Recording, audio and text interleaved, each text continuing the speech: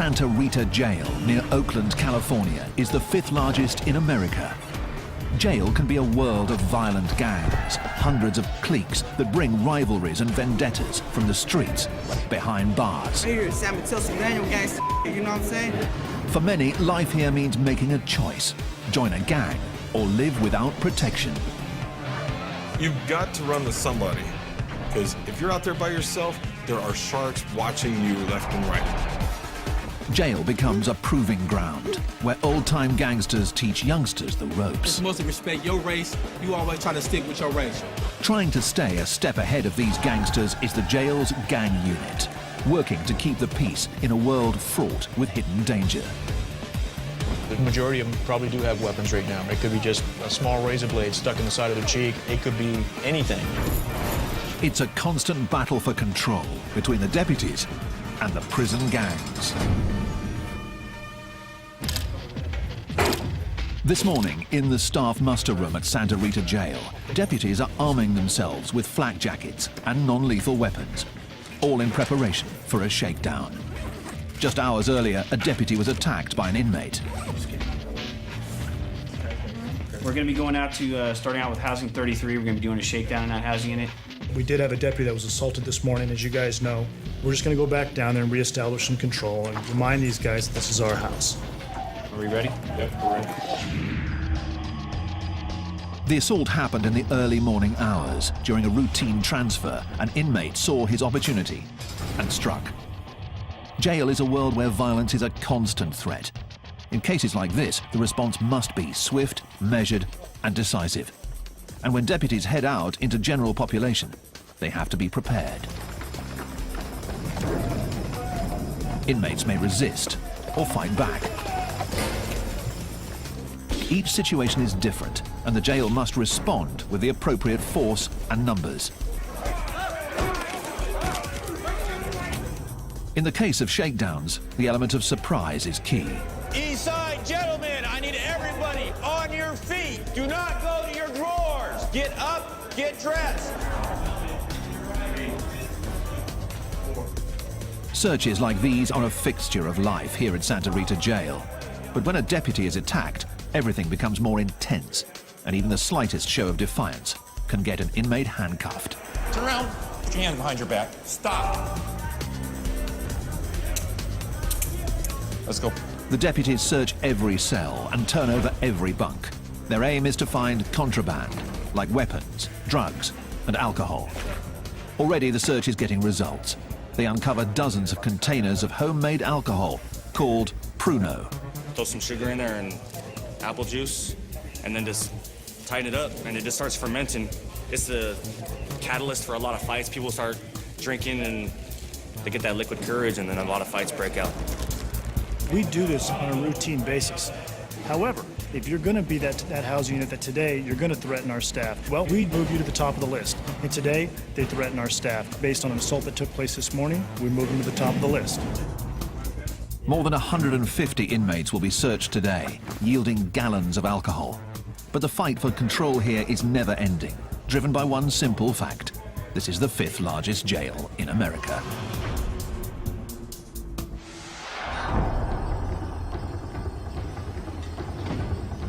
Alameda County's Santa Rita Jail near Oakland houses 4,000 inmates. 18 housing units stretch the length of the sprawling facility, a full half-mile from end to end. There are two wings. The east side has protective custody units and minimum security dorms that house more than 300 inmates. On the west side, maximum security inmates are housed in double-bunked cells, and administrative segregation units hold problem inmates on lockdown 23 hours a day.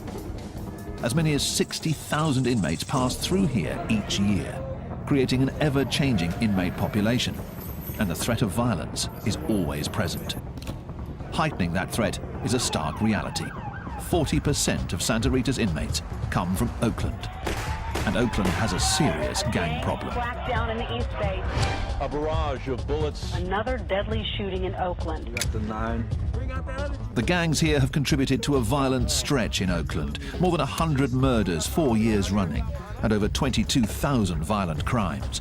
It all adds up to a steady stream of fresh arrests, headed straight to Santa Rita. Pontes 13, Eastside Sound, Shark Light. The streets of Oakland set the tone here, and roughly half of the inmates have gang affiliations and often bring vendettas and rivalries with them from the street. Keeping control means constant vigilance that begins the moment inmates walk through the door. Deputy Terry Carson is working at the intake area, known as ITR.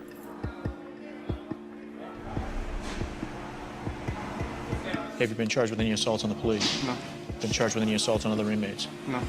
Carson interviews inmates to determine their criminal past, what sort of crime they're charged with, and what threat they might pose to other inmates. The information is used to classify inmates, and here in Santa Rita Jail, they are color-coded accordingly. Inmates given blue jumpsuits are considered medium security, posing a low threat. Yellow is given to those with heavy charges or a history of violence behind bars. Terrorist threats? Okay. Each one of these represents the year that you did in prison? Red means an inmate is headed to protective custody or administrative segregation. You remember what the case was at Central State Prison? Yeah. What was it? Barry, domestic assault, attempted murder. And when you were in San Quentin, how many points did you have? I made it level 4. You made level 4. It is classification born out of necessity, an attempt to keep the peace. It's that big wall 3, homeboy, thought you knew. Barrio Pobre, Sureños, 831, Costa Central. With so many gang members at Santa Rita, making sure rivals are separated is key. You see somebody that's opposite, say Sereno or Norteño, opposite of you. If you're near Sereno, you better get off on that Norteño. That's all there is to it. That's the politics. And if you don't, we're going to do something to you. But new tensions between gangs can heat up at any minute. So the jail has created a special unit to track the ever-changing gang world. Terry Carson is part of the team, and so is Mark Schlegel. Together they make up the Gang Classification Unit, and their office wall is lined with one of the keys to understanding the gang world: coded artwork. You have a Kumi 415 over here. This is the Hells Angels, West Oakland. Oh, you got X4 Norte. Hidden in the drawings are important clues of affiliation, of rivalries, and of potential conflict. It's all part of a story that translates to the history written on the inmates themselves: tattoos. When these guys come across the counter, you'll see this same type of artwork on their skin. So they tell me a story. 14th letter of the alphabet, which is N, which stands for Norte. You'll also see 14 on white supremacist guys, but that means totally different. These guys don't put this stuff on a piece of paper or on their bodies without a reason or a story behind it. Decoding the story may be vital to keeping the peace here behind bars, but the gang unit serves an even greater purpose. They are building a record of each gang member, one that will follow them to prison or back out onto the streets. It's valuable intelligence that gets shared with corrections and police alike. But the challenge for the gang unit is daunting. There are hundreds of cliques and gangs in California, and on any given day, behind the walls of Santa Rita, many of them are represented. You got Border Brothers, you got everybody, Paisas, blacks, whites. If enemies are housed together, violence will follow. And right now, in Maximum Housing Unit 6, is a graphic reminder of that reality. Crime scene cleanup is already here, removing the remnants of a violent fight that started just hours earlier. Yeah, we had just opened the doors for dinner feeding. An inmate ran down here from cell 14, entered the cell, attacked the other inmate, had a razor blade attached to a short piece of plastic, tried to slice him on the facial area. The injured inmates have been taken to medical, where the attacker may face charges for assault. It's still unclear whether the fight was gang-related.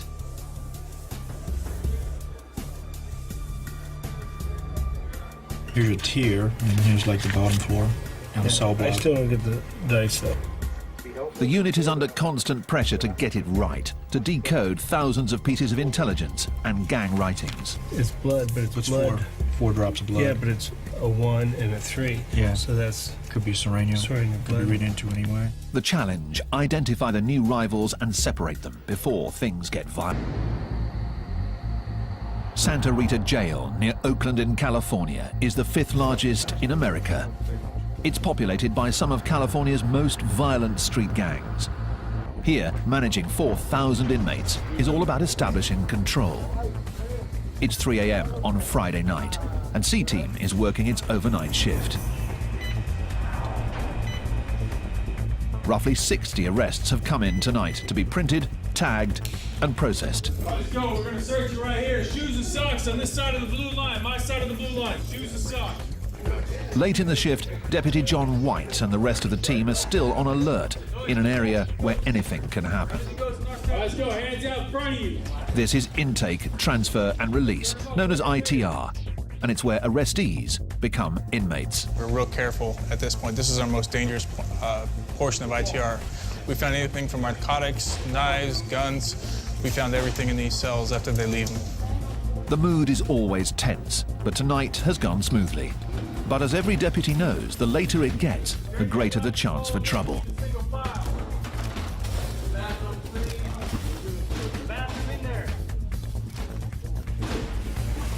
We're roughly 10 hours into our shift right now. Every minute, every second, you have to be attentive to all your surroundings. Around the corner in the pat-down area, that vigilance pays off when an inmate makes a move at a deputy. The response is quick, measured, and designed to make one point clear. This is jail. We have to set the tone because they come across and they're not fully acclimated to being in custody. They don't realize they are not in control anymore. This is an individual that came across, he's intoxicated. He came across, we attempted to search him, he became combative. So for our safety and for his safety, we went ahead and we restrained him, brought him back to the back. It happens every night. Don't kick me, dude. The alcohol does funny things to people, and unfortunately, this is where they usually end up. This inmate will sober up in a back tank of ITR. By night, it's a quiet corner for problem inmates. But in the morning, the mood changes radically as ITR transforms into the bustling hub of the jail.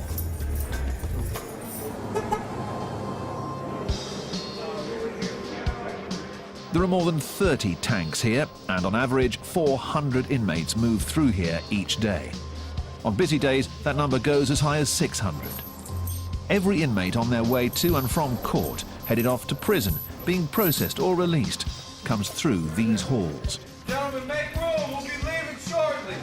Control is key here, but can prove difficult in an area where the deputies are outnumbered. You've got, anywhere from 8 to 12 people on a shift working down here, but at any given time, you could be working with up to 300 inmates. It's 1:50. That means it's the last bus before count goes up. So let's get it done. Noise check it. With so many inmates to keep track of, on busy days the system backs up. That can create tension, especially in the larger tanks, known as the bullpen. Typically there are less than 20 detainees in here. When deputies fall behind, that number rises, and the bullpen heats up. On a hot day in the middle of July, you open the door and it's literally like a sauna hits you in the face. You can feel the moisture in the air. It's kind of like when you open up your oven at home after you've cooked something. I mean, the more bodies that are in the tanks, obviously, the hotter it gets in there, the more talking going on, and tempers tend to kind of flare sometimes. It's all concrete, and you just sit in there, it get hot, the vents stop blowing hot air, it's stanking, people farting and complaining, and next thing you know, somebody say something, and there it go, boom. It's like fire to gasoline. That's all it takes, you feel me? Open holding tanks are used at jails across the country. With a mixture of inmates all on edge, the atmosphere is tense and flare-ups are imminent. Away from the deputy's view, fights can break out at any moment and escalate as other inmates within the tanks become involved. Stand by, gentlemen. I'll be right back. The ever-present threat of fights keeps the pressure on the ITR staff. Inmates can't avoid the bullpen, so it's vital that the deputies get them out or back to the cell houses fast. Does everybody know the rules? As the day comes to an end, Deputy Scott Brandon moves more than 60 inmates back to the units. Right shoulder, right wall, single file line. The second rule. Shut up. Please be quiet. With the inmates unshackled, there's one basic goal: keep them moving. You want to kind of keep them going in the same direction with a minimal amount of distraction. So if you can get them moving all in the same direction that looks like somewhat of a straight line, then to me you're doing your job and you're getting it done. Because the whole goal is not to get into a fight with everybody you see. It can't run like that. And the long and short of it is these aren't children, these are grown men. So they're gonna act the way they're gonna act. For inmates, leaving ITR marks the end of a long day. But for those returning to cell houses like 34, the stress is just beginning. Talk and get you talk some gators, close the book. Won't you take a closer look? Close casket pressure cook. And I'm the peer pressure that your teacher talking about. Toss go off the tier to teach him not to run his mouth. And I'ma run with it. There are 328 inmates here, the maximum allowed, and just 2 deputies overseeing them all. During free time like this, known as pod time, it's loud, crowded, and governed by a code set by the inmates themselves. Inmates like Chris Card. It's mostly respect your race. You always try to stick with your race, you know what I mean? In this particular pile, we got the black hole where we sitting at. From this bunk on down, we try to keep it all African Americans. And toward the middle, the other diversities, they break up into different sects, you know what I mean? It's a separation that is stark and visible throughout the cell house, a racially divided world that inmates believe promotes the peace. Yet the racial divide here hides a more deep-seated separation. In this dorm, as with most cell houses here, the gangs are watching. Every table, every staircase, every phone is territory to be marked and held, much of it claimed by the dominant gang, the Norteños, who have their own bylaws and codes. Rules followed by former gang members like Lucky. Everybody has a role, okay? It's like a body, you know? Like, everyone has a role in the gang. Everybody does. Because no matter if you're way up here or way down here, you're still contributing something. Say that there's a cell right here, okay? And this door opens 27 times a day. My job is to be in this cell and watch that door. And I jot down every time that door opened. Okay? That's my job. I'm part of something. I am doing something. When you're in a gang, in a Norteño gang setting, it's by law you work out. If you don't, you will be disciplined and you'll be dealt with accordingly. That's the way it is. The gangs and codes here provide a structure, making it both a jail and a recruitment ground. Though inmates claim that segregation keeps the peace, fights do break out. And when this happens, it's each race and each gang for themselves.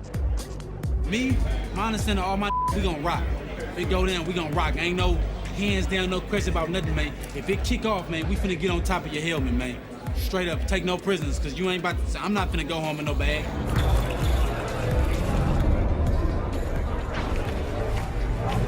Lock down, fellas.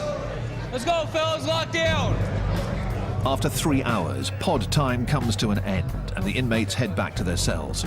The deputies walk through each of the tanks, where 36 men are double bunked behind mesh for the night. They confirm that all are present and accounted for and perform a final spot check for any contraband. In dorms like 34, the numbers are heavily in favor of the inmates. So for them, lockdown means the night is just beginning. And it's time for a cell house party, a feast of food purchased from the jail, complete with homemade alcohol. We can't let the police see this right here, man. This right here, man, knock you on your Tonight we making gumbo, oysters, chicken, tuna, rice. We all put it in, you know, I mean, we eat like kings in here. The city of Oakland, California, has one of America's highest crime rates, with more than 100 murders in each of the past 3 years. Police are investigating Oakland's third murder of the weekend. 40% of Santa Rita's inmates come from Oakland, and many of them are in gangs. It's the first stop for the accused on their way to trial. But with thousands of repeat offenders coming through the door each year, it also serves another purpose. Santa Rita is like a training ground for prison. On the jail's east end, Dorm 34 is heading outside for a weekday ritual. Yard call. All 328 inmates are out together, and while it may seem like a time for recreation and games, there's much more going on. than meets the eye. From the guard tower above, deputies Mark Schlegel and Terry Carson of the Gang Classification Unit look on.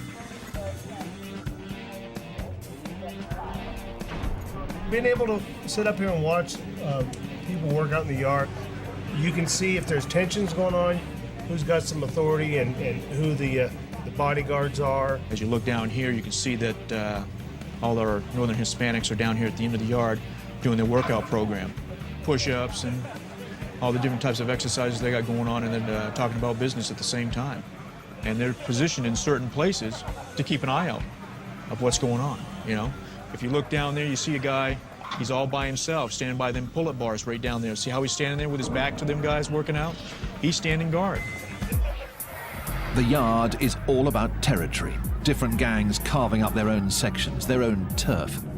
Norteños control the handball courts, black gangs rule the basketball court, and other Latinos on the volleyball court. The yard has a strict set of rules set by group leaders. What you have is you have every faction out there. You have Black, BGF, Blood, Crip. You got the Northerners and the Southerners. You got Whites. I don't want to deal with nobody else, no other race. They're not going to get in my way. You're not going to step on my game. You know, that's it. You stay on your side of the grounds. I stay on mine. You cross my ground, it's over. You know, I will kick the yard off. I don't care. The rigid structure can be seen almost everywhere. And in a jail dominated by gangs, going it alone seems a difficult option. You've got to run with somebody, okay? Because sooner or later, you're gonna get caught up in a situation where who are you gonna turn to? Yourself, you know? Because if you're out there by yourself, there are sharks watching you left and right. They're gonna come and try to use you. They're gonna come try something to get over on you. That's how it works. And these guys, I would say a good majority of them probably do have weapons right now. It could be just a small razor blade stuck in the side of their cheek, or it could be, you know, a toothbrush that's sharpened down in their sock. It could be anything. The threat of violence is just one part of life on the yard. For inmates headed for serious time, the yard is also a proving ground, and the lessons learned here are carried forward to prison, where the stakes are even higher. Many of California's most infamous prison yards are dominated by hardened gangs, and their clashes can be deadly.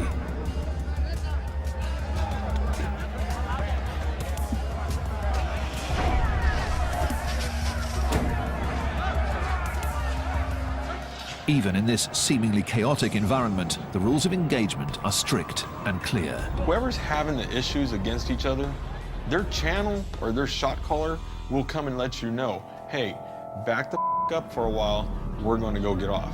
If you want to get involved, let us know. You have to know who's who over or who's helping who out to know when it's going to jump off. But you can pretty much tell. I mean, you'll see it. You'll see the grouping up. You'll see everybody getting in position, and then next you know, it's mayhem. This riot at California's Pelican Bay prison probably started after tensions built between rival gangs. The conflict lasted for more than half an hour as corrections officers tried to regain control. In the end, more than 20 inmates were injured. The threat is always there. You could walk past some guy and look at him just like, the sun be in your eyes, and you look at him with your eyes like, and then he'll run up on you. What the hell are you looking at? Nothing. Oh, I'm not nothing? See, and it could go just a domino effect of, you're just saying the wrong things. The constant threat of violence has created a surprising shift. Gang members behind bars are turning their backs on gangster life. They're called dropouts, and they make up more than half of the inmates in protective custody here at Santa Rita. And Brian Curlis is one of them. Leaving gang life behind is no easy task. Curlis is in on a parole violation and is waiting for his sentence, which could mean a return to prison. He has a coveted job as a pod worker, but his criminal record makes him a 3 strikes candidate, meaning a new charge could get him a life sentence. And as a former gang member, the aggressive mentality runs deep. It's like now I'm a worker here. I tell people straight up, if you don't like the way I'm doing something, here's where I live. Come and see me at breakfast, I don't have no problem with it. But at the same time, I don't want to get in a fight because I'm a three-strike candidate, you know? It's like, I don't know. Curlis is walking a fine line. One slip could land him behind bars for 25 years to life. Santa Rita Jail holds criminals from some of Oakland's most dangerous gangs. For gang members, cell houses and yards are a harsh training ground where the inmates are indoctrinated into the gang code. For the deputies, keeping the peace is a never-ending challenge that requires more than just watching over the inmates. It requires constant surveillance and vigilance. And today, in Dorm 32, deputies Carson and Schlegel of the gang unit are following up on some fresh intelligence.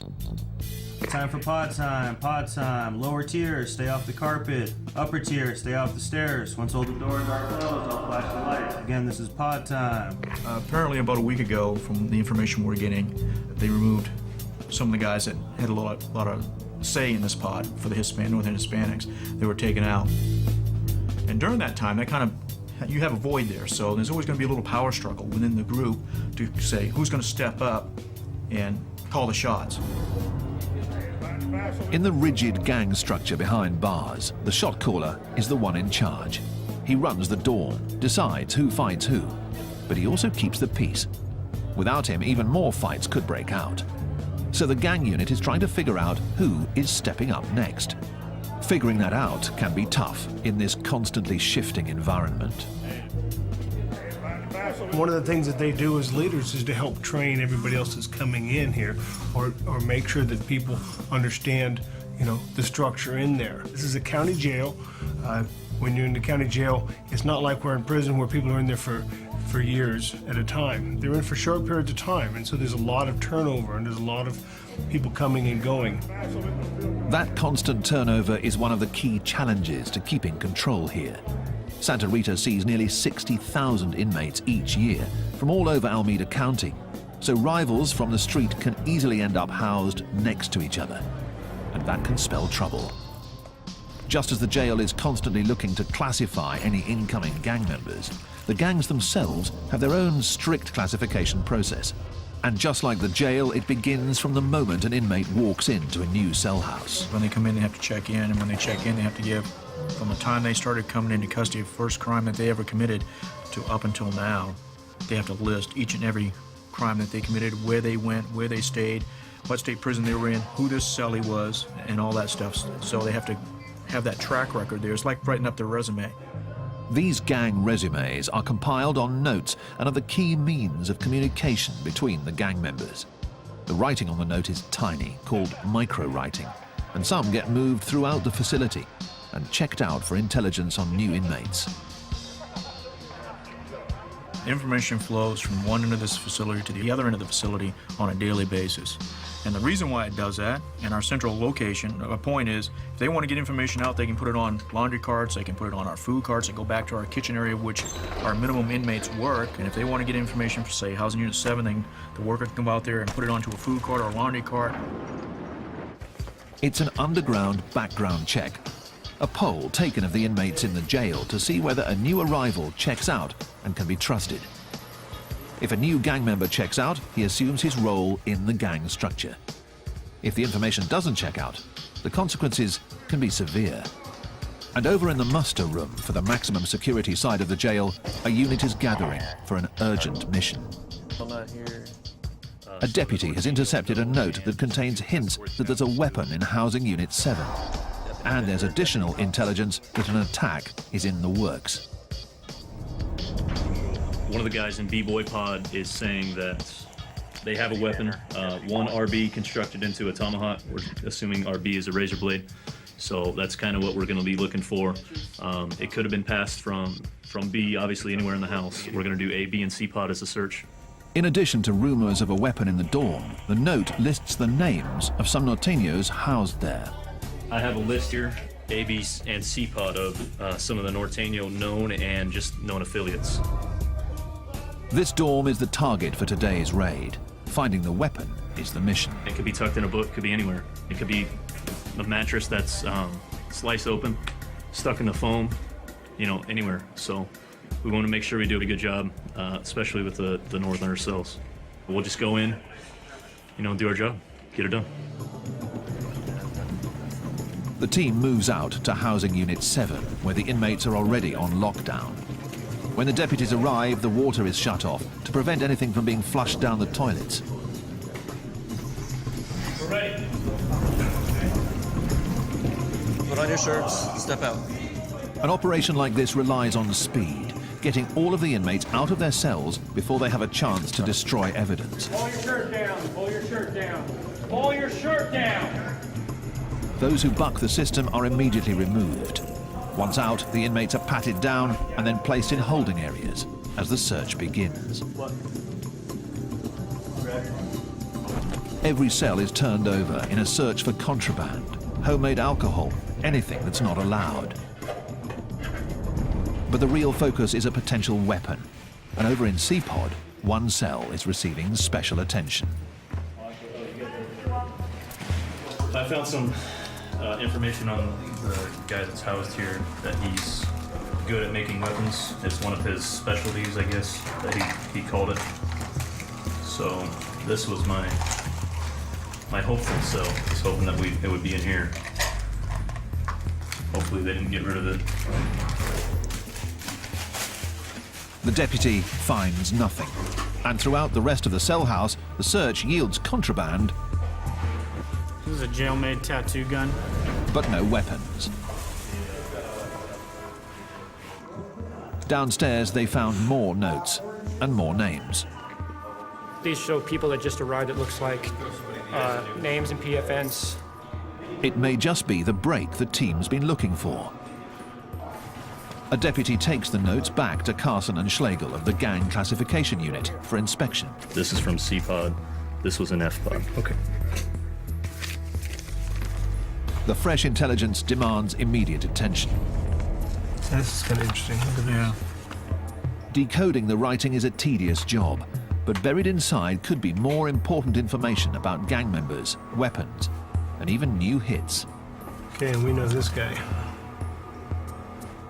It will take hours to pore over the micronotes. So back in Cell House 7, the search for the contraband continues, and the deputies have had a lucky break. One of the envelopes was addressed to a cell in F-Pod, cell 1. We understand there's a newer guy that's over there of the Norteño affiliation, so we're thinking that they may have something over there as well. The focus of the search narrows. Now, rather than searching an entire pod, the team moves in on 3 cells, and one of them is the real target. The inmates are quickly removed, and the deputies move in, checking mattresses, combing through books, but still no weapon.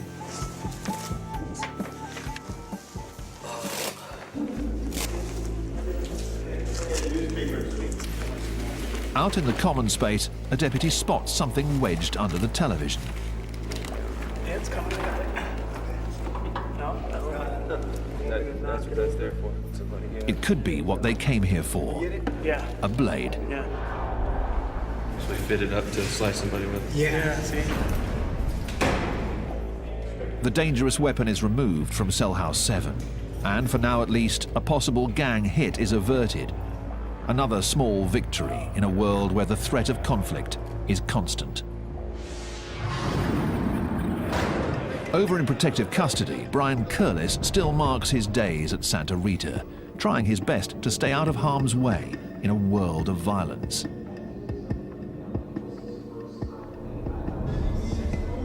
Curlis is on a parole violation, but has turned his back on gang life. It's a decision that makes him a constant target, even here in protective custody. I don't think you're any safer here than you are on the main line. At any time, anything you do, you sit at the wrong table, you use the wrong shower, it could get you hurt. Gang members despise dropouts. They are traitors of the highest order. That makes them targets wherever they go, especially behind bars, where gangs set the unofficial rules. While gang initiation is often violent, getting kicked out is even worse. It's called a removal, a quick but violent act where a gang member slices another in the face with a weapon. The slice leaves a permanent mark and lets other gang members know that the target is a dropout, what they call no good. I've seen people get their face sliced open, have their ear knocked off, all the way across. To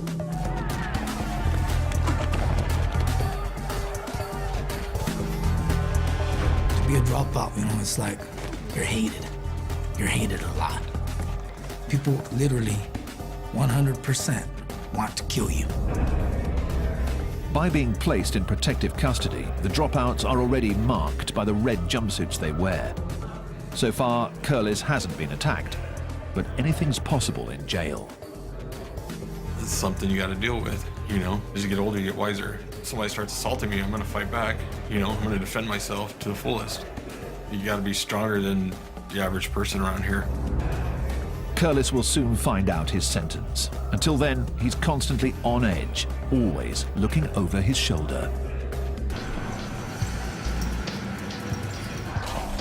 Santa Rita Jail is a revolving door for some of Oakland, California's most violent gangs.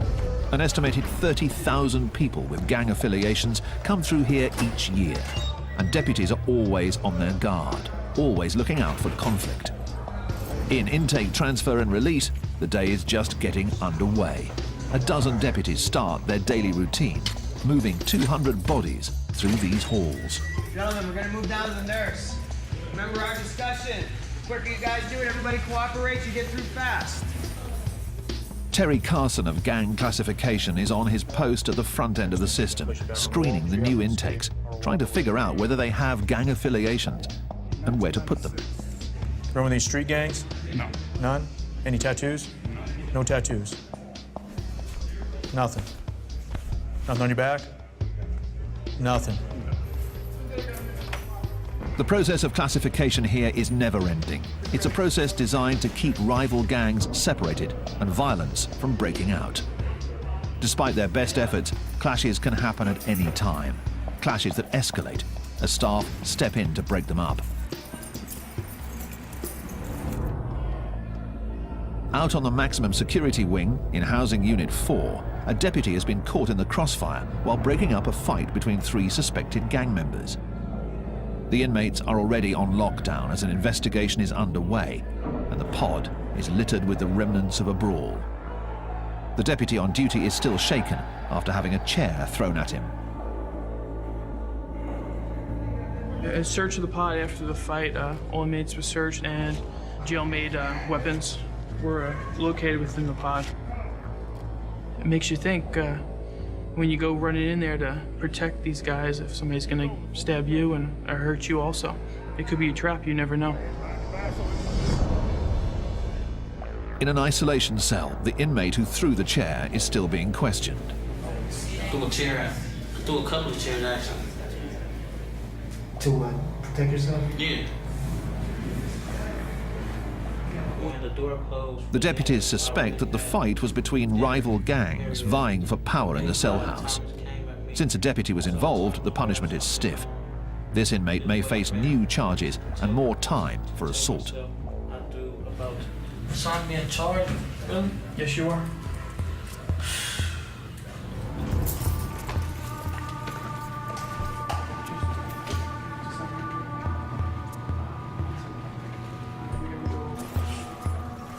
New charges are something that every inmate dreads.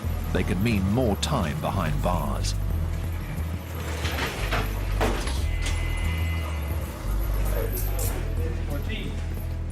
Former skinhead Brian Curlis is trying to steer clear of getting new charges of his own.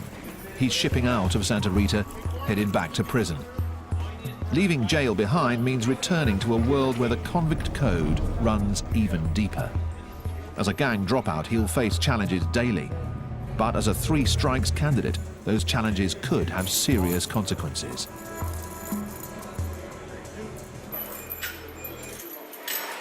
I have too much violence on my jacket to where if I even slap somebody in prison for mouthing off at me, I could do life, you know, but I'm a dropout right now. I've gotten out of it because what am I gonna do? I look back sometimes and I think to myself, man, I've screwed up. Never mind, hold on. I screwed my kids up going through this, and it's just crazy. you know? So.